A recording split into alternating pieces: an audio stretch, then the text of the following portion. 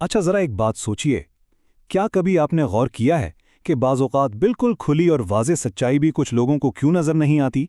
आज के इस जायज़े में हम अपने फराहम करदा माख़ज़ की रोशनी में एक बेहद दिलचस्प और गहरे मौजू पर बात करने जा रहे हैं।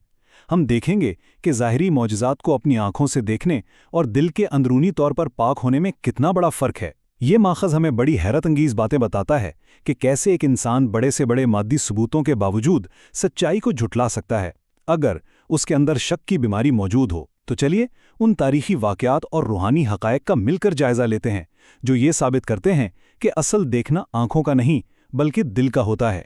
अब इस तारीखी वाक़े को ही ले लीजिए। माख़ज़ में एक बड़ा ही हैरान अंगीज़ जिक्र मिलता है जहां अबू जहल ने सच्चाई को परखने के लिए एक शर्त रखी। उसने क्या किया कि अपनी मुट्ठी में कुछ कंकरियां छुपा लीं और बोला कि अगर ये बता दिया जाए कि मेरी मुट्ठी में क्या है तो वो सच को मान लेगा। लेकिन कमाल की बात देखिए, जवाब में सिर्फ ये नहीं बताया गया कि मुट्ठी में क्या है, बल्कि मुट्ठी के अंदर मौजूद उन बेजान कंकरियों ने खुद कलमा पढ़ना शुरू कर दिया। मतलब इससे बड़ा और क्या सबूत हो सकता था। लेकिन इस नाकाबिले तरदीद सबूत के बावजूद उसने इसे महज जादू कहकर मुस्तरद कर दिया।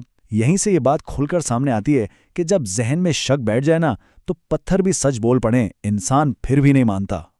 और सिर्फ यही नहीं, माख़ज़ के मुताबिक एक और बड़ा ज़बरदस्त वाक़या कीकर के दरख्त का है। एक और शख्स ने शर्त रखी कि वो दूर जो कीकर का दरख्त खड़ा है, अगर वो कलमा पढ़े तो मैं सच्चाई तस्लीम कर लूँगा। अब ज़रा मंजर का तसव्वुर करें, जब उस दरख्त को पुकारा गया तो वो महज ज़मीन से उखड़ कर ही नहीं आया, बल्कि उसने बाकायदा वज्द की कैफियत में झूमना शुरू कर दिया। वो झूमता हुआ आगे बढ़ा, उसने सजदा किया और फिर कलमा पढ़ा। ये एक और बहुत बड़ा और बिल्कुल वाज़ेह जिस्मानी मौजज़ा था। लेकिन नतीजा क्या निकला? शक करने वालों ने उसे भी बस जादू का नाम दिया और बात खत्म कर दी।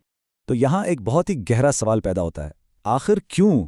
वो क्या नफ्सियात है कि इंसान इन वाज़ेह और ठोस हक़ाइक़ का इनकार कर देता है जो बिल्कुल उसकी आंखों के सामने दिन की रोशनी में हो रहे होते हैं? वो क्या चीज़ है जो इंसान को खुली सच्चाई देखने के बावजूद उसे झुठलाने पर मजबूर करती है?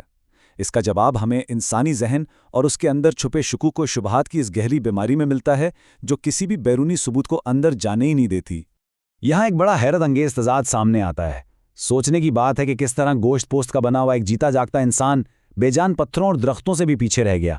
मतलब पत्थरों ने हक को पहचान लिया और बोल पड़े, लेकिन एक इंसान इसलिए ना पहचान सका क्योंकि शक की अंदरूनी बीमारी ने उसे अंधा कर दिया था। शक असल में एक ऐसी नफ्सियाती रुकावट है जो सच्चाई के रास्ते में एक मोटी नाकाबिल अबूर दीवार बनकर खड़ी हो जाती है। और इस बात को समझाने के लिए माख़ज़ में मौलाना रूमी की एक बहुत ही शानदार मिसाल दी गई है। मिसाल ये है कि फ़र्ज़ करें आपकी ऐनक का शीशा गंदा है और आप सारी ज़िंदगी सामने मौजूद दीवार को साफ़ करने में गुजार दें, तो क्या आपको कभी कुछ साफ दिखाई देगा? बिल्कुल नहीं। अंदरूनी शुकूक व शुबहात का इलाज बैरूनी सबूतों की भरमार या ना ख़त्म होने वाली बहसों से नहीं हो सकता। उसके लिए तो इंसान को अपनी आँख का अदसा यानी अपना अंदरूनी साफ़ करने की ज़रूरत होती है। अब माख़ज़ हमें ये भी बताता है कि इस शक के असरात कितने तबाहकुन होते हैं। अगर हम गैर जानिबदाराना तौर पर देखें तो माख़ज़ के मुताबिक ये दायमी शक न सिर्फ इंसान की रूहानी विरासत को जड़ से उखाड़ देता है, बल्कि ये दुनियावी रिश्तों को भी दीमक की तरह चाट जाता है। मिसाल के तौर पर अगर मियाँ बीवी के रिश्ते में शक आ जाए तो वो घर अंदर से बिल्कुल खोखला हो जाता है। ये एक ऐसी खतरनाक बीमारी बताई गई है जो अंदरूनी तब्दीली के बगैर लाइलाज रहती है। और हाँ, एक शक हमेशा दूसरे शक को जन्म देता है। आप इस बात से अंदाज़ा लगाइए कि इस्लामी कानून और फ़िक़्ह में इस बीमारी को कितना संजीदा लिया गया है। इसकी संगीनी का सबूत यह है कि बग़ैर किसी सबूत के महज शक की बुनियाद पर अगर कोई किसी पर इल्ज़ाम लगाता है तो उसके लिए 80 कोड़ों की सख्त सज़ा मुकर्रर की गई है। ये कोई मामूली बात नहीं है। ये इस बात का वाज़ेह सबूत है कि माशरे को शक की इस तबाकुन बीमारी से बचाने के लिए इस फ्रेमवर्क के अंदर कितने सख्त और मजबूत उसूल बनाए गए हैं। अब ज़रा इस सब से बढ़कर एक बहुत बड़े कायनाती वाक़े की तरफ आते हैं जिसे माख़ज़ में बयान किया गया है। शिक्कुल क़मर यानी चांद के दो टुकड़े होने का वाक़या। कोहे सफ़ा के मुकाम पर चांद के दो बिल्कुल वाज़ेह हिस्से हुए, एक हिस्सा पहाड़ी के एक तरफ और दूसरा दूसरी तरफ। और इसे सिर्फ वहाँ नहीं बल्कि आलमी सतह पर देखा गया, यहाँ तक कि हिंदुस्तान तक लोगों ने इसके फटने की गवाही दी। लेकिन हैरत की इंतहा देखिए कि इतने बड़े और वाज़ेह कायनाती मज़हर ने भी शक करने वालों के दिल का इलाज नहीं किया और उन्होंने इसे भी जादू का ही कमाल समझा।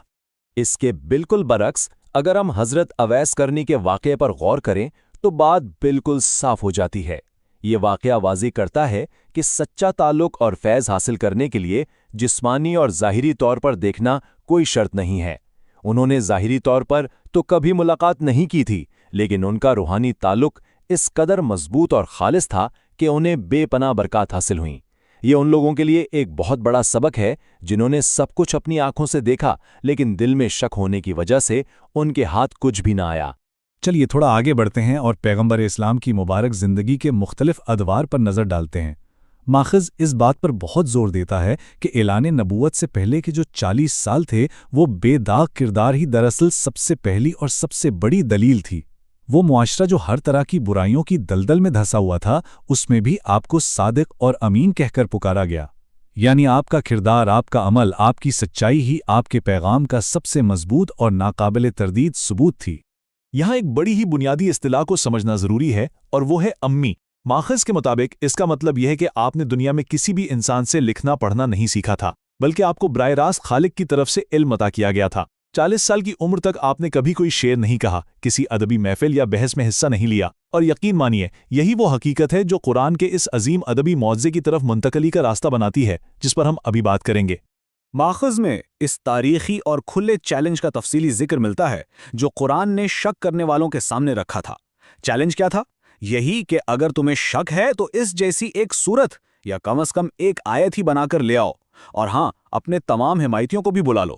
ماخذ واضح کرتا ہے کہ یہ چیلنج آج تک اپنی جگہ قائم ہے، اور تاریخ کے بڑے بڑے فلسفی، بڑے بڑے شک کرنے والے اس کا جواب دینے میں مکمل طور پر ناکام رہے ہیں۔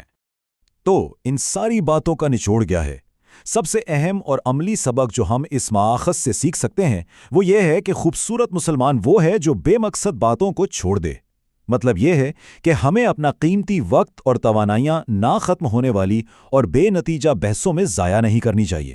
اس کے بجائے ہمارا فوکس بامقصد اور عملی کاموں پر ہونا چاہیے۔ اپنے کردار اور اپنے عمل کو مضبوط کرنا ہی ہماری اصل کامیابی ہے۔ اور آخر میں ہم اس جائزے کا اختتام ایک ایسے یادگار اور فکر انگیز سوال پر کرتے ہیں جو اس پوری گفتگو کا خلاصہ بھی ہے۔ ذرا سوچئے گا ضرور، کیا ہم اپنی ساری زندگی انتھک محنت کے ساتھ بس سامنے موجود دیوار کو ہی صاف کرنے، یعنی صرف بیرونی ثبوت تلاش کرنے اور لمبی بحثیں کرنے میں گزار دیں گے، یا پھر ہم بالآخر اپنی آنکھوں کے عد سے، یعنی اپنے اندرون اور اپنے دل کی صفائی پر توجہ دیں گے؟ یہ وہ سوال ہے جو انسان کو اپنے کردار کا گہرائی سے جائزہ لینے کی دعوت دیتا ہے، اور اسی کے ساتھ ہمارے آج کے اس ماخذ کی وضاحت یہاں مکمل ہوتی ہے۔